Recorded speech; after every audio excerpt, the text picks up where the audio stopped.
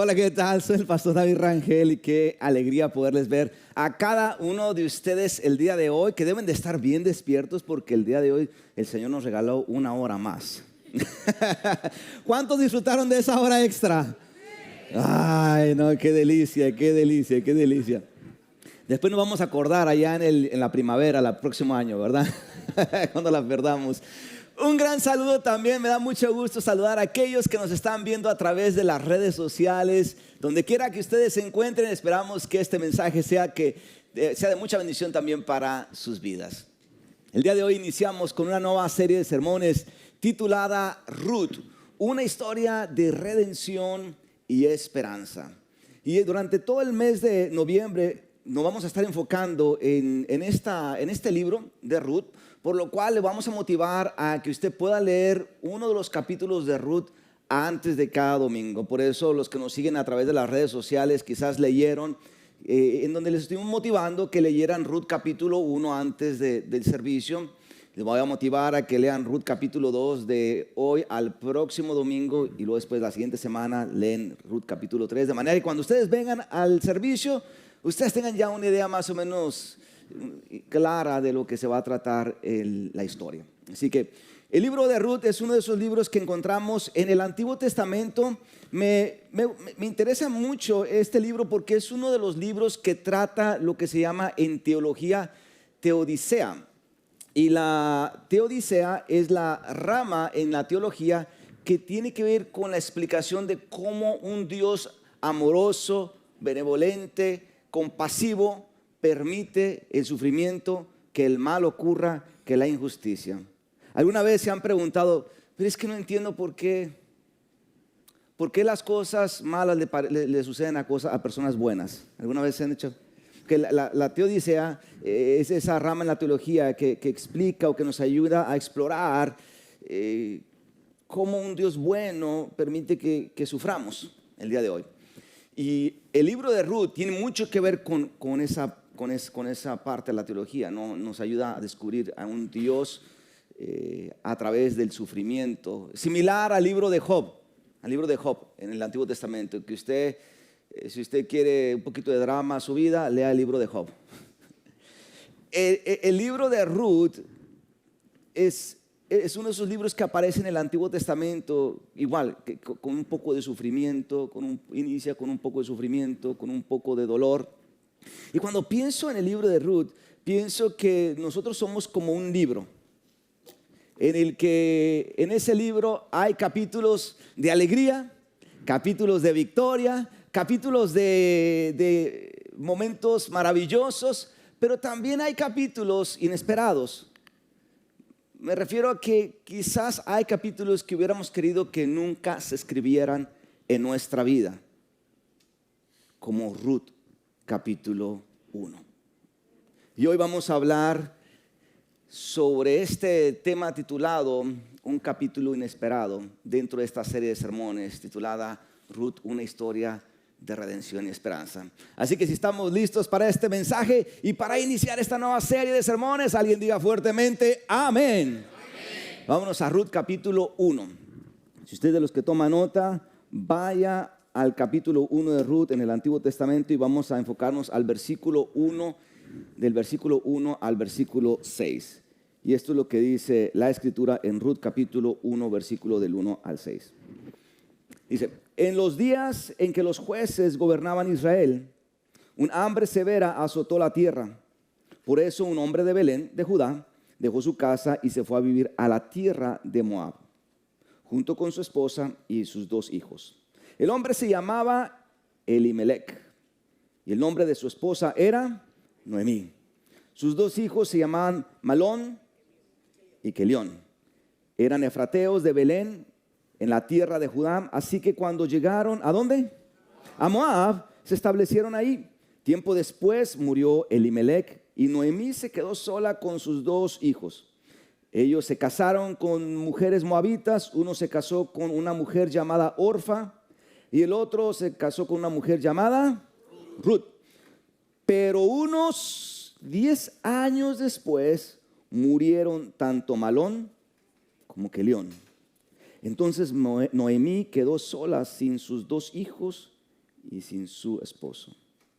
Estando en Moab, Noemí se enteró que el Señor había bendecido a su pueblo en Judá al volver a darle buenas cosechas. Entonces Noemí y sus nueras se prepararon para salir de Moab y regresar a su tierra natal. Esta es la palabra de Dios para el pueblo de hoy. Amén. Entonces, en esta historia aparece Noemí con su esposo, sus hijos, y aparecen en Belén. Y la historia dice que emigran de Belén a Moab, a otro lugar, a otro país, a otra región, debido a una hambruna. Si ustedes ven el mapa, hubiera sido quizás más fácil haber ido de Belén, ahí donde dice Judá, en grande. Ahí está arribita Bethlehem, que viene siendo Belén. Hubiera sido más fácil a lo mejor ir de Judá y bajar a Egipto, porque ellos ya conocían de Egipto. Allá a finales de Génesis, ¿no fue allá donde José llegó a Egipto? Y donde debido a una hambruna, también Egipto tenía suficiente comida para muchos días. Había una historia entre los israelitas y Egipto, pero algunos estudiosos dicen que una de las razones por las cuales no fueron a Egipto es porque había diferencias culturales. Quiero yo pensar que en adición a las diferencias culturales, a lo mejor Elimelech y Noemí dijeron, bueno, ¿y qué si nos quedamos allá y se repite la historia de quedarnos cautivos por otros 400 años? Mejor agarremos por otro camino. Y se fueron entonces a Moab. Cruzaron entonces por el Mar Muerto y llegaron a Moab. Y qué ironía esto, porque la palabra Belén, que es donde vivía Noemí y toda su familia, Belén significa casa de pan. Y aquí es donde está la ironía de la situación, porque ¿cómo es que en ese lugar que significa casa de pan, no hay pan? Con un poquito como de sentido de humor a lo mejor esta historia. ¿Cómo es que de ese lugar que había abundancia, de pronto ahora hay escasez, hay hambruna? Algo que el lugar donde había suficiente comida ahora de la nada desaparece, algo inesperado. Ruth capítulo 1 arranca con algo inesperado. En la casa de pan no hay pan. Es como en la casa del mexicano no haber frijoles o no haber chile. No haber chile o tortillas. No solo eso, sino quiero imaginar que cuando Noemí con su esposo y sus hijos emigraron a Moab, no fue nada fácil. Algunos de ustedes saben a lo que me estoy refiriendo cuando se trata de emigrar a otro país. Quiero pensar que no fue fácil y que hubo cierto grado de duelo en Noemí y su familia, porque sabían que estaban dejando atrás a los otros familiares, al primo, a la tía. Estaban dejando atrás a sus amigos y sobre todo su bella ciudad, Belén. En adición a eso, cuando ustedes leen Ruth capítulo 1, aparece algo interesante, y es que llega a Moab con su esposo. Porque en aquellos tiempos, en los tiempos bíblicos, tener un esposo era necesario. Era necesario. Culturalmente era necesario. Porque el esposo, y digo por eso digo, no se me enojen mujeres, en aquel tiempo, ¿verdad? Hoy estamos en otro tiempo y tenemos en nuestro círculo de familia a lo mejor mujeres que nunca se casaron, muy respetable, ¿verdad? Y todo eso. En aquel tiempo, por eso tengo que clarificar que en aquel tiempo, ¿estamos de acuerdo? En aquel tiempo, el hombre, el esposo, era el proveedor y era el protector. Era el proveedor y el protector. Tener hijos varones era una bendición para la mujer. Yo tengo 2 mujercitas. Si hubiera vivido en el Antiguo Testamento, porque tener hijos varones en el Antiguo Testamento era una bendición para la madre, porque si si el esposo moría, entonces los hijos varones eran los que protegían y proveían a la madre. Era la responsabilidad de ellos. En aquellos tiempos, por eso estoy explicando esto, en aquellos tiempos, no tener una figura masculina para una mujer alrededor era saber que significaba una presión social y económica. Casi como una maldición, casi como una desventaja para la mujer. La historia arranca, por eso usted lee Ruth capítulo 1 y empieza a leer y ¡pam! Una hambruna, ¡pam! Fallecimiento del esposo, ¡pam! Fallecimiento de los hijos. Primer capítulo, ya estamos hablando de duelo, de sufrimiento. Noemí perdió a su esposo, 10 años después a sus hijos, se queda sola, inesperadamente, entrando a un capítulo que quizás nunca se imaginó haber vivido en su vida. Que quiero imaginar a Noemí en ese momento, preguntándose muchas cosas. ¿Y quién va a ser mi proveedor ahora? ¿Quién me va a proteger? ¿Qué va a decir la sociedad de mí al darse cuenta de que cuando regrese a Belén ya no vengo con mi esposo ni con mis hijos? ¿Estamos aquí? Pude imaginar ese capítulo inesperado. Hambruna, migración y muerte en la vida de Noemí. La introducción de la Quinta Sinfonía de Beethoven, en el pasado la llegué inclusive a tocar aquí, la introducción. La introducción de la Quinta Sinfonía de Beethoven se conoce como cuando se conoce en la literatura musical con el título Cuando la muerte toca la puerta. Esa Quinta Sinfonía es la que a lo mejor ustedes conocen. Tan, tan, tan, tan, tan, tan, tan, tan. Entonces se le llama así porque debido a que el compositor inicia esta melodía, y aquí lo pueden ver en la partitura, con un silencio allá en morado. Arranca la pieza con un silencio. De una manera inesperada pone el autor un silencio en esa pieza. Y de ahí que la gente lo relaciona con cómo a veces es así de inesperada la muerte.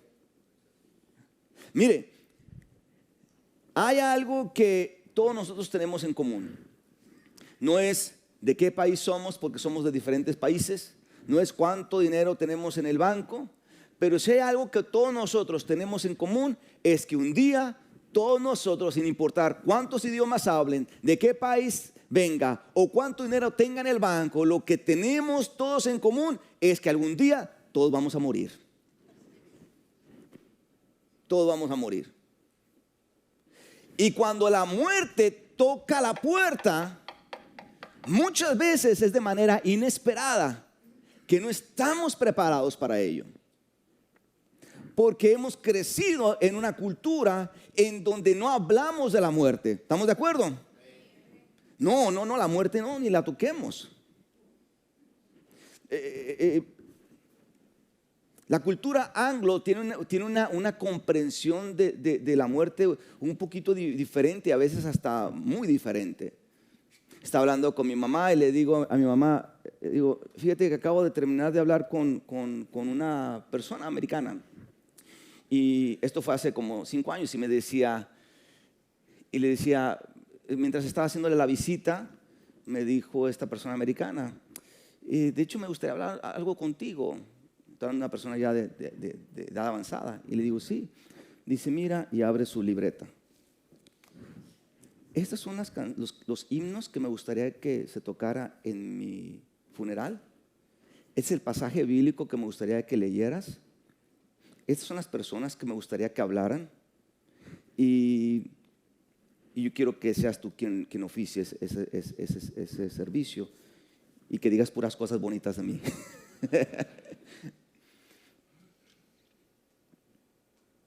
Y luego le digo a mi mamá, oye mamá,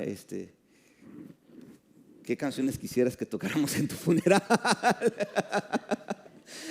¿Qué himno te gustaría? ¿Qué pasaje bíblico? Me dicen, no, ¿qué tienes? Ni me empieces a hablar de eso.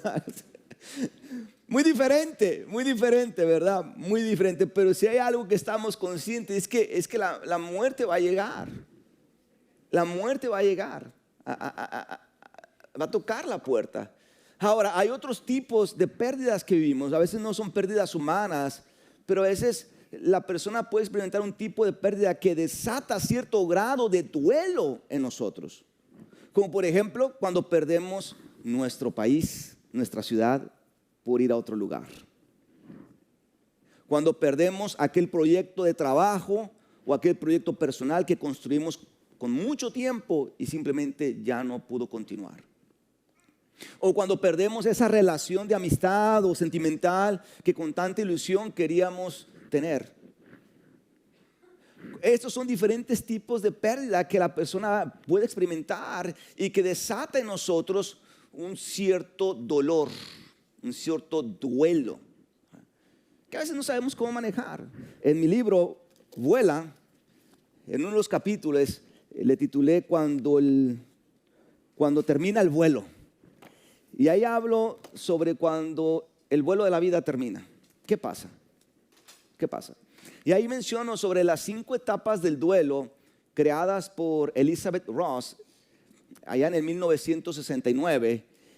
Y ella dice que cuando se experimenta la pérdida de alguien, y muchos argumentan que ahora es la pérdida de inclusive de algo que tiene mucho valor para nosotros, la persona puede atravesar por esas 5 etapas, no en ese orden, pero puede entrar, salir, pasearse por esas 5 etapas. La número 1 dice, una vez, número 1 dice, negación. Y ahí es cuando la persona no acepta que algo se ha perdido, que algo ya no existe. Y vive en esa irrealidad. Y le cuesta trabajo aceptar, resignarse. Número 2, ¿cuál es esa etapa? Enojo, ira. En esa etapa la persona empieza a desatar ciertos sentimientos de odio, de enojo, de resentimiento, en donde los lleva a buscar culpables o responsables, a echar la culpa a otros, ¿no? Número 3, diga conmigo, negociación. En esa etapa la persona empieza a fantasear con la idea de que se pudo haber evitado esa pérdida, con el famoso, si hubiera hecho esto, si no hubiera hecho aquello, esto no hubiera pasado. Número 4, depresión.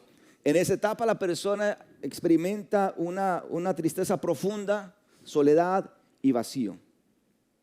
La número 5, aceptación. La persona llega a un punto en su vida en la que decide continuar con su vida, aprendiendo a convivir con ese dolor de manera que no le destruya.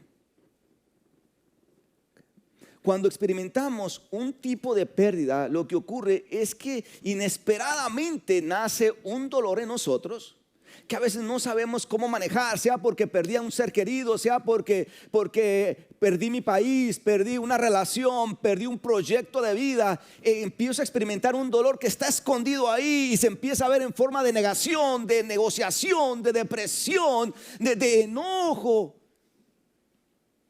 Costa Road, habrá alguien el día de hoy aquí en este auditorio o a lo mejor viéndonos en redes sociales que pudiera decir, pastor, se me hace que yo estoy viviendo mi capítulo inesperado por una pérdida que he estado viviendo. Habrá alguien que a lo mejor dentro de nuestro círculo de amistad, de familia, de trabajo, habrá alguien que a lo mejor está viviendo el día de hoy en un capítulo inesperado. Regresemos a la historia, Ruth capítulo 1, versículos 16 y 18. Terminamos entonces la historia en el versículo 6 diciendo que Noemí le dijo a Ruth y a sus nueras, vayamos cada quien a su país de origen. Regresemos. Y esto es lo que pasa. Pero Ruth respondió, no me pidas que te deje y regrese a mi pueblo. A donde tú vayas, yo iré. Donde quiera que tú vivas, yo viviré. Tu pueblo será mi pueblo y tu Dios será mi Dios. Versículo 17, donde tú mueras, allí moriré y allí me enterrarán. que el Señor me castigue severamente si permito que algo nos separe aparte de la muerte.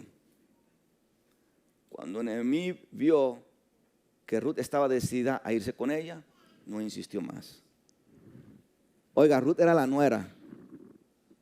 ¿Cuántas nueras hay aquí? ¿Cómo está su relación con la suegra? Pueden decirle a la suegra. Pueden decirle a la suegra: no me ruegues que te... Pon el pasaje de vuelta, Solange, por favor. Pueden decirle a la suegra esto: no me dejes, no me ruegues que te deje.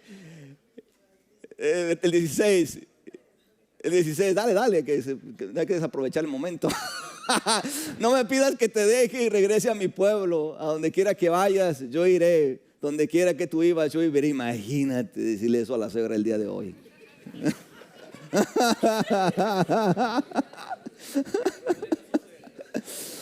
Qué bello, ¿no? Qué bello.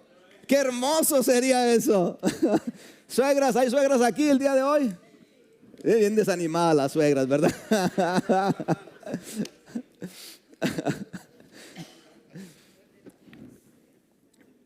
Quien le está diciendo estas palabras es la nuera a la suegra, Ruth a Noemí.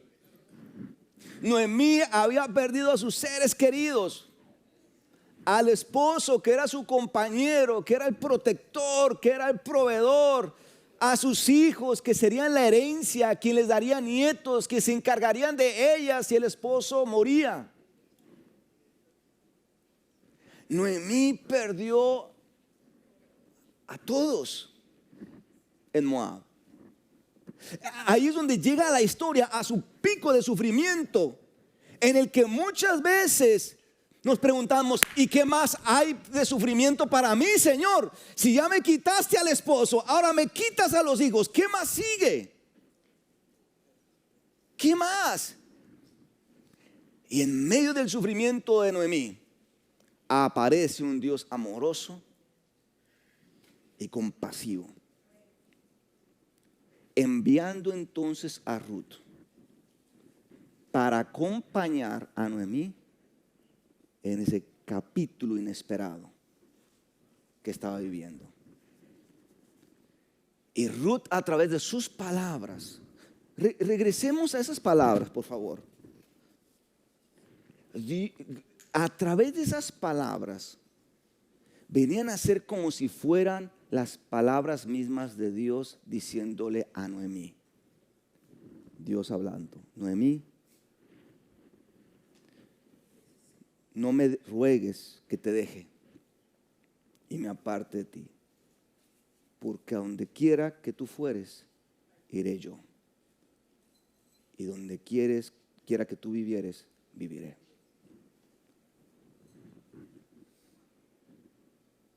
Dios hablando a través de Ruth al corazón dolido de una mujer llamada Noemí. ¿Estamos aquí? Y Ruth la acompañó en su capítulo inesperado. Ruth, quien así le había muerto su esposo, hijo de Noemí. Y de una manera se convirtió en el wounded healer, en el sanador o la sanadora herida. Ella estaba lidiando con su propio dolor como esposa, pero estaba sanando también a su suegra, quien había perdido a sus 2 hijos y esposo, en su camino de regreso a Belén. ¿Sabe? Jesús habló sobre este asunto de la muerte allá en Juan capítulo 11 versículo 25, y es un pasaje muy conocido. Y Jesús habló sobre la muerte a una familia, a María y a Marta, que habían experimentado de una manera inesperada la muerte de su hermano Lázaro. Y Jesús viene y les dice: yo soy la resurrección y la vida. El que cree en mí, aunque esté muerto, vivirá. Aunque haya muerto, hay vida. hablando entonces de la resurrección, hablando entonces de la eternidad que hay fuera de este mundo llamado tierra. El apóstol Pablo entonces le habla a los tesalonicenses, porque lo que estaba pasando con la iglesia de los tesalonicenses es que se les estaban muriendo los seres queridos. Y no sabían qué pensar sobre la muerte de los seres queridos. Así que empiezan a haber diferentes doctrinas, teologías, pensamientos, preocupaciones. Y esto es lo que viene a decirles el apóstol Pablo a la iglesia de Tesalónica. En el capítulo 4, versículos 17 y 18 de Primera de Tesalonicenses. Luego, junto con ellos, los que han partido ya con el Señor, los que ya han muerto, nosotros los que aún sigamos vivos sobre la tierra, seremos arrebatados en las nubes para encontrarnos con el Señor en el aire. Entonces estaremos con el Señor para siempre. Versículo 18. Así que anímense unos a otros con estas palabras. Miren, la perspectiva bíblica de la muerte tiene que ver con la esperanza que hay en la resurrección del cuerpo.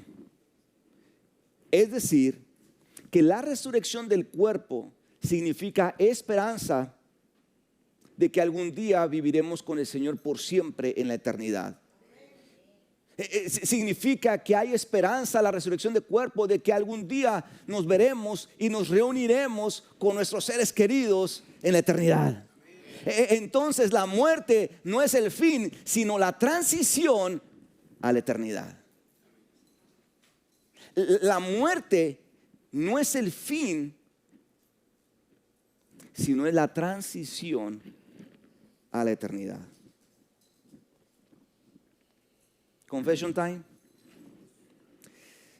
Esta semana que acaba de pasar, tuve dos conversaciones un poco extrañas, raras, que es raro tenerlas en la misma semana. Pero a principios de semana me veo con una staff de la iglesia.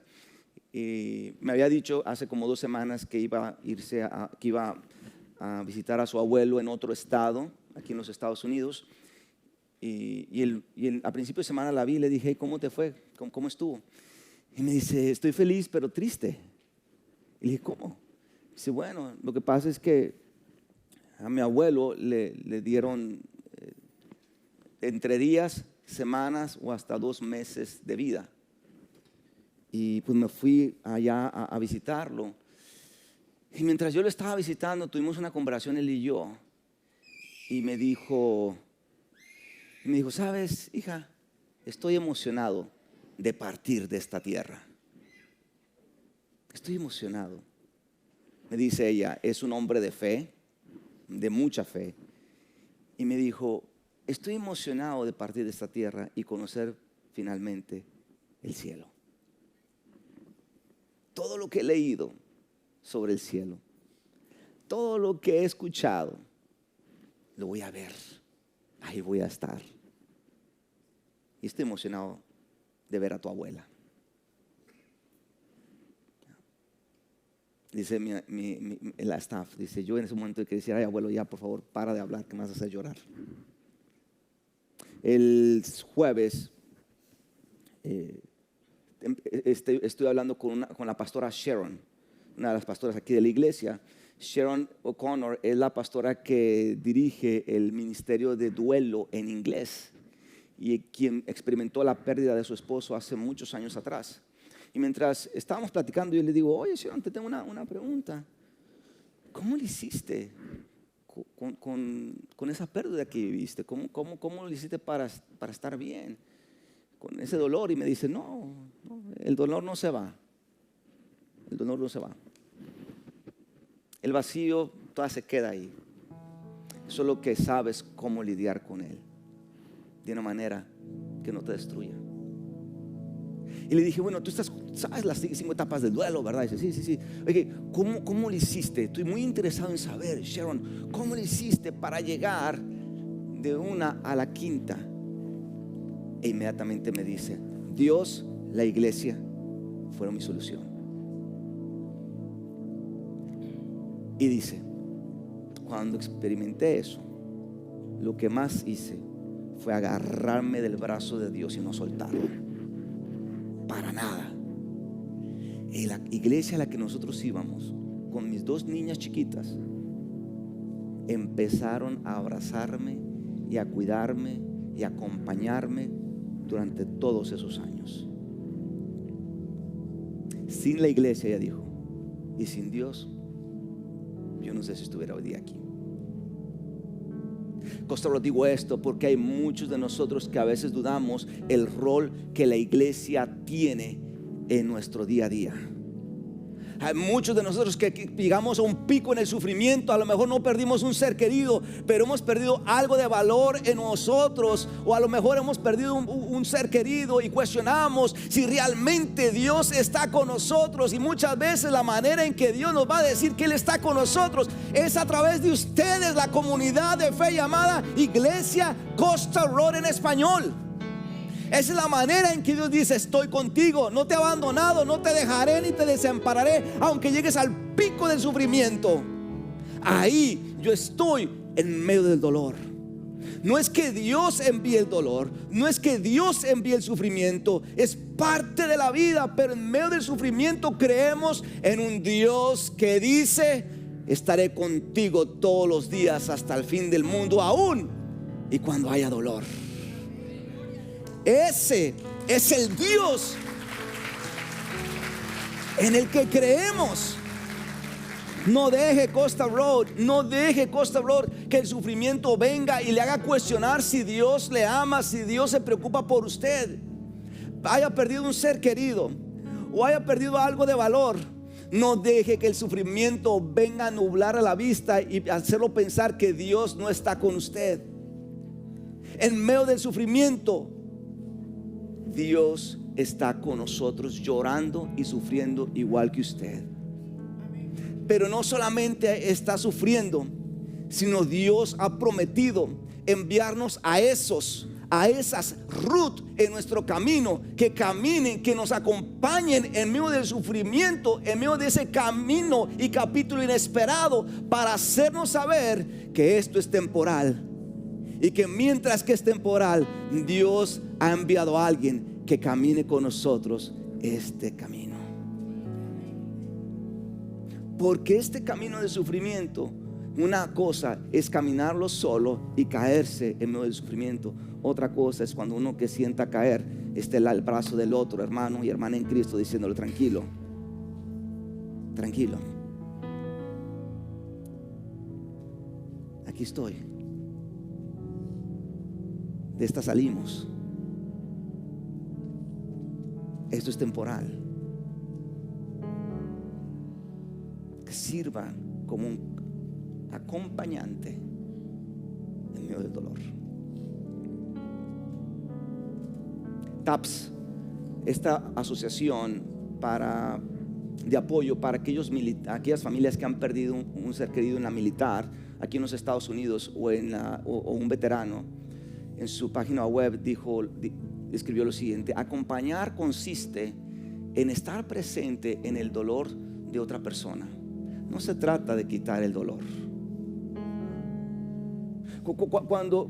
Cuando se trata de esto, se trata no de caminar con la persona y decirle: no te sientas así, que ese dolor no te consuma. No, cállese los ojos, no hable, nada más camine. Nada más camine. Se trata de estar presente en el dolor de la otra persona, no de quitárselo. Es su dolor. Solamente esa persona sabe cómo lidiar con el dolor. Nuestra labor es ser una Ruth, o dejar a esa Ruth que nos acompañe, porque muchas veces somos, no ustedes, de otra iglesia, ¿verdad?, un poco autosuficientes y sentimos que no necesitamos a nadie. Pero dejemos que esas Ruth o esos Ruth nos acompañen en el camino, que muchas veces son enviados de Dios para decirte: estoy contigo, estoy contigo, estoy contigo. Tal vez no sabemos, Costa Road, cuándo experimentaremos una pérdida de un ser querido o de algún de algo que tengamos valor.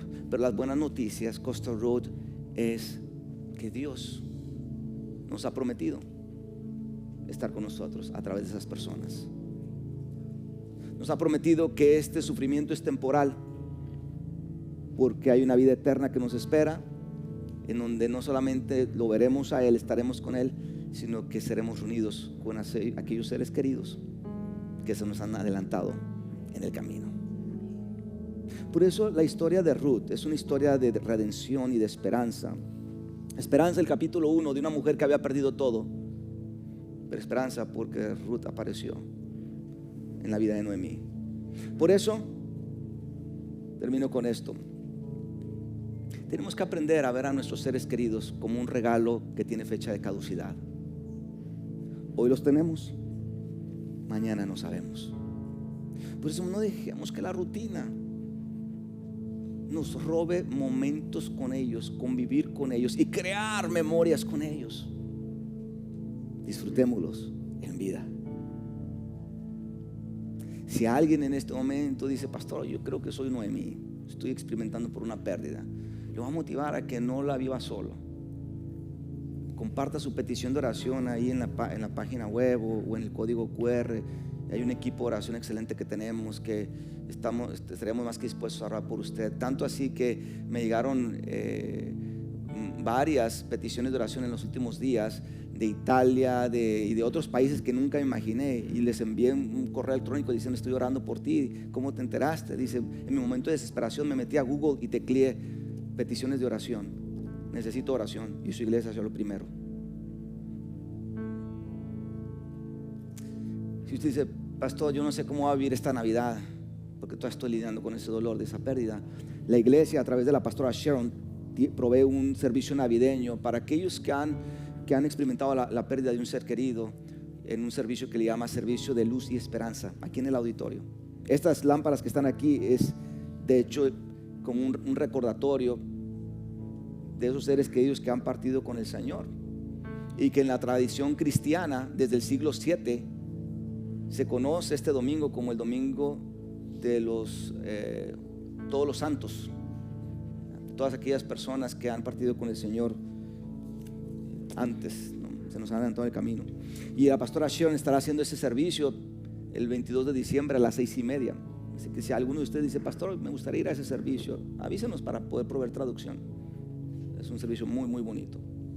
Y si alguien quisiera explorar más sobre este tema, tengo dos de mis libros Vuela, en donde uno de los capítulos precisamente hablo sobre cuando el vuelo termine, que me gustaría regalárselo a 2 personas que se comprometan en leerlo y que les sea de mucha bendición para ustedes. Así que Costa Road, los capítulos inesperados son parte de la vida. Quisiera usted y yo que nos escribieran, pero son parte de la vida. Aún así, Dios promete estar con nosotros aún en esos momentos, y ese es el mensaje para nosotros el día de hoy. Amén, amén y amén. Póngase sobre sus pies, por favor. Hoy, como primer domingo del mes, celebramos la Santa Cena, que es un tiempo en el cual recordamos que Jesús dijo: yo estaré con ustedes donde 2 o 3 se reúnan, ahí voy a estar ahí presente. Y ese mismo Señor dijo: yo estaré con ustedes todos los días de su vida, aún cuando lleguen esos capítulos inesperados en nuestra vida. Para eso le voy a motivar a que hagamos una serie de cosas. Vamos a ponernos a cuentas con el Señor. Si le hemos fallado en palabra, pensamiento, en acción, vamos a arrepentirnos y pedirle perdón a Dios. Y vamos a la vez, van a darse cuenta que voy a hacer un espacio dentro de la liturgia de la Santa Cena. La Biblia habla sobre ese banquete celestial allá en la eternidad, en la que estaremos con el Señor por siempre.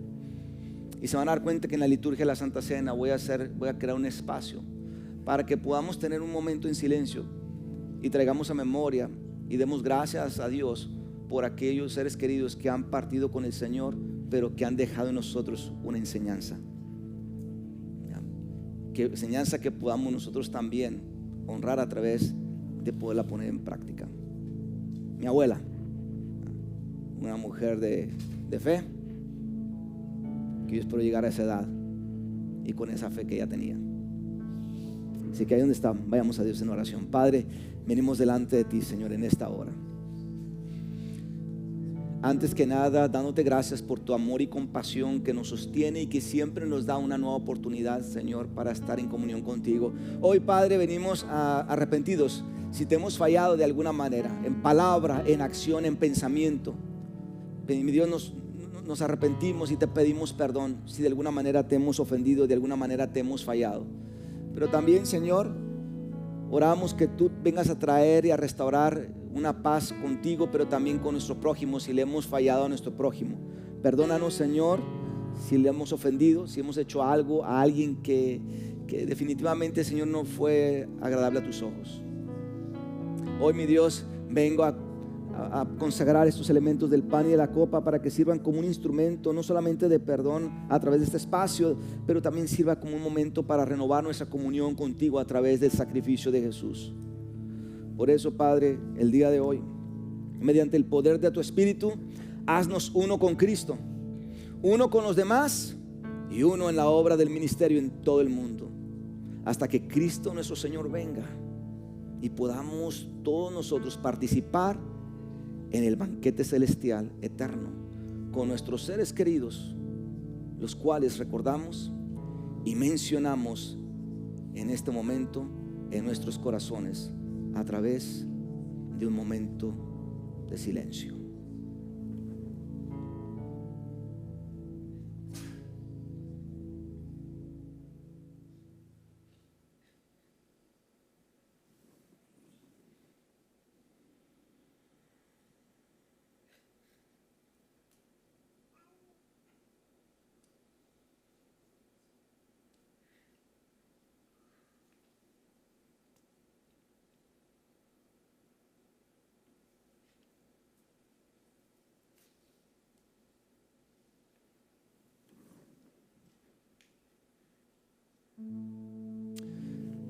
Señor, a través de ese silencio recordamos a aquellos seres queridos, tíos, abuelos, hermanos, familiares, amigos, compañeros de trabajo,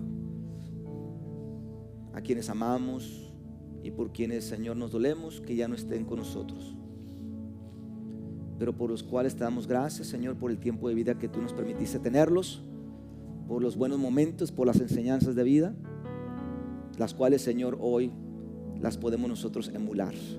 Pedimos ahora, Padre, que al continuar con este tiempo de Santa Cena, como dice tu palabra en Hebreos, rodeados de tan grande nube de testigos, fortalécenos, Señor, para correr esta carrera con perseverancia que tenemos por delante, mirando a Jesús, el pionero y perfeccionador de la fe, a través de tu Santo Espíritu, que nos sostenga día tras día, en el nombre de Jesús.